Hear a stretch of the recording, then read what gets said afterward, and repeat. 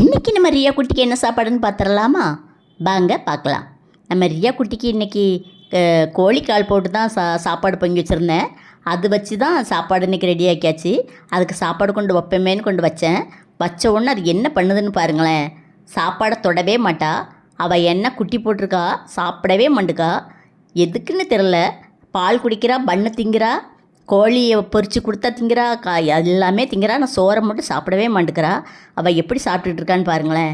எனக்கு ஒரு ஆசை, அதோட குட்டியை எடுத்து நம்ம கையில் வச்சு பார்க்கணுமேன்னு.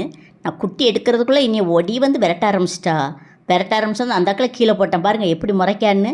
அவளுக்கு அவ்வளோ கோவம் வருது அந்த குட்டியை தூக்கணும் உடனே அந்த குட்டியை அப்படியே பூ போல் வாயில் வச்சு கவ்வி அப்படியே கொண்டு போயிட்டா. எப்படி கொண்டு போகிறா பாருங்க.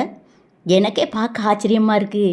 ரியா குட்டிக்கு அது குட்டி மேலே அவ்வளோ ஆசையா அப்படின்னு பாருங்கள். எப்படி கவ்வி கொண்டு போய் பாம்போல் வச்சுருக்கான்னு. அது பக்கத்தில் யாருமே பேரக்கூடாது அப்படின்னு பக்கத்தில் உள்ள ஆளெல்லாம் உரிமிக்கிட்டே இருக்கா.